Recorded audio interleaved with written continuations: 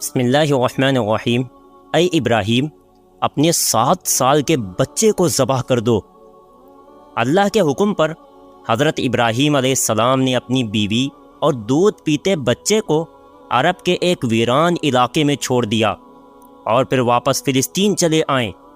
حضرت ہاجرہ مکہ کے ویران علاقے میں ہر روز اس جگہ کو دیکھ کر روتی رہتیں جہاں ان کے شوہر حضرت ابراہیم انہیں چھوڑ کر گئے تھے۔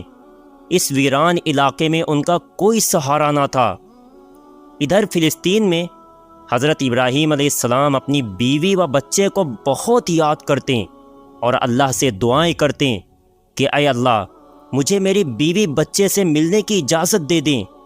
اسی طرح 1 سال گزر گیا لیکن بیوی بچے سے ملنے کی اجازت نہ ملی۔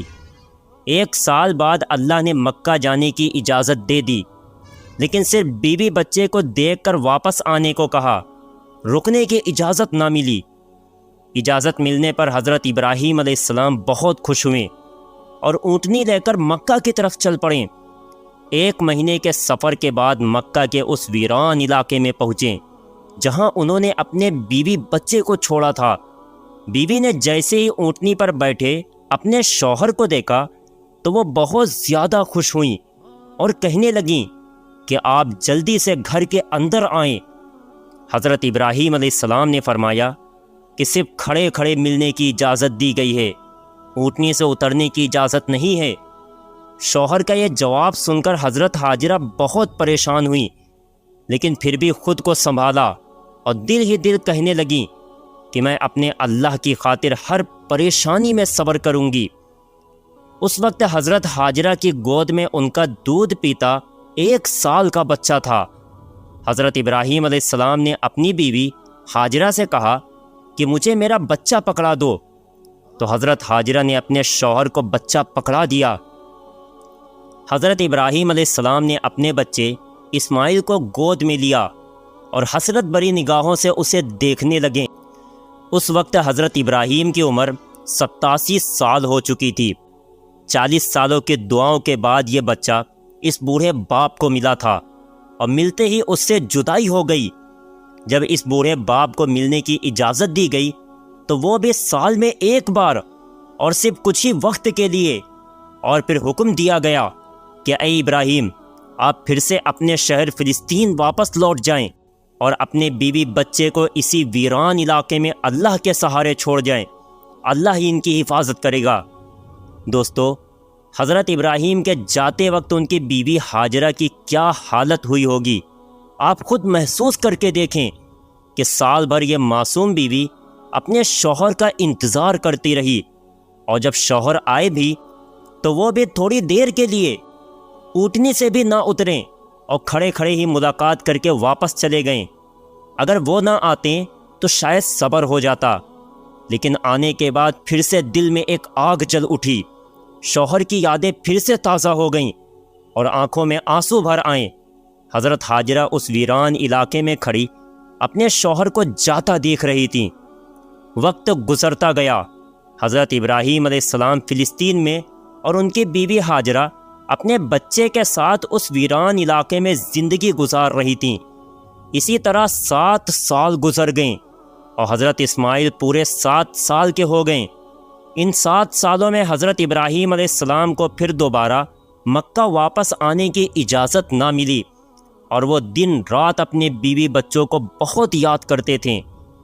7 سال کے بعد ایک رات حضرت ابراہیم علیہ السلام نے خواب دیکھا کہ کوئی کہہ رہا ہے کہ اے ابراہیم، اپنی سب سے قیمتی چیز اللہ کے لیے قربان کر دو۔ یہ دیکھ حضرت ابراہیم اٹھے اور اگلی صبح 100 بکریاں اللہ کی خاطر قربان کر دیں۔ اگلی رات پھر سے وہی خواب نظر آیا کہ کوئی کہہ رہا ہے کہ اے ابراہیم، اپنی سب سے قیمتی چیز اللہ کے لیے قربان کر دو۔ حضرت ابراہیم اٹھے اور اگلے دن 100 اونٹ اللہ کے لیے قربان کر دیے۔ تیسری رات پھر سے وہی خواب نظر آیا کہ کوئی کہہ رہا ہے کہ اے ابراہیم، اپنی سب سے قیمتی چیز اللہ کے لیے قربان کر دو۔ تو حضرت ابراہیم سمجھ گئے کہ یہ اشارہ میرے بچے اسماعیل کی طرف ہے، کیونکہ مجھے دنیا کی ساری چیزوں میں سب سے زیادہ محبت اپنے بچے اسماعیل سے ہے، اس لیے شاید اللہ چاہتا ہے کہ میں اپنے بچے اسماعیل کو ذبح کر دوں۔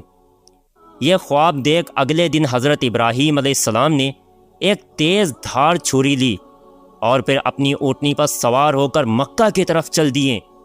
اس وقت حضرت ابراہیم علیہ السلام کی عمر 92 سال ہو چکی تھی۔ دوستو، آپ تھوڑا سا اس بوڑھے باپ کا درد محسوس کر کے دیکھیں کہ 40 سال دعا مانگنے کے بعد ایک بچہ ملا اور پھر اس کے ساتھ رہنا بھی نصیب نہ ہوا۔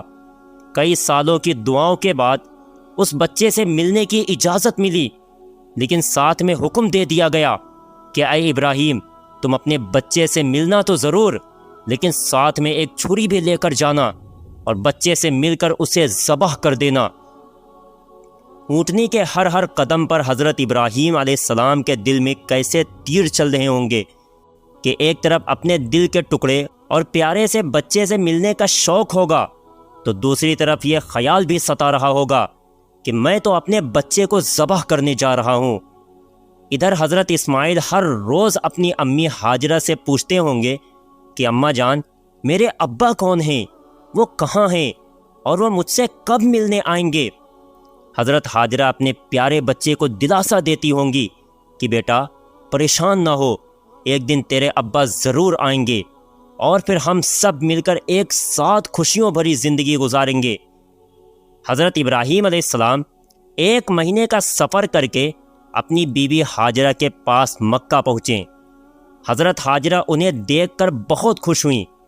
حضرت اسماعیل نے بھی آج پہلی بار اپنے ابا کو دیکھا تھا، اس لیے ان کی بھی خوشی کا ٹھکانہ نہ رہا۔ حضرت ابراہیم علیہ السلام نے اپنے بچے اسماعیل کو گلے سے لگایا اور پھر بیوی سے کہا کہ میرے بچے کو تیار کر دو، میں آج اسے گھمانے لے جاؤں گا۔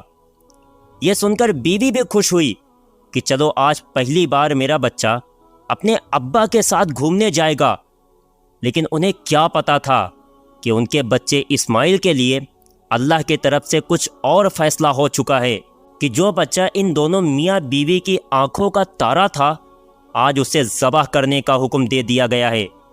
حضرت ہاجرہ نے جلدی اپنے بچے اسماعیل کو تیار کیا اور پھر حضرت ابراہیم اپنے بچے اسماعیل کو لے کر مینا وادی کی طرف چل پڑے۔ حضرت اسماعیل بہت خوش تھے اور ہنستے کھیلتے دوڑتے ہوئے اپنے ابا کے ساتھ مینا وادی کی طرف جا رہے تھے۔ حضرت ابراہیم اپنے بچے کو ہنستا کھیلتا دیکھ کبھی تو خوش ہوتے اور کبھی آنکھوں میں آنسو بھر آتے کہ میں تو اپنے بچے کو ذبح کرنے جا رہا ہوں۔ پیارے دوستو، اس کے آگے کا واقعہ انشاءاللہ جلد ہی اپلوڈ کیا جائے گا۔ واقعہ پسند آیا ہو تو لائک کرنا اور چینل کو سبسکرائب کرنا نہ بھولیں، اور جاتے جاتے ایک پیارا سا کمنٹ ضرور کر دینا۔ السلام علیکم۔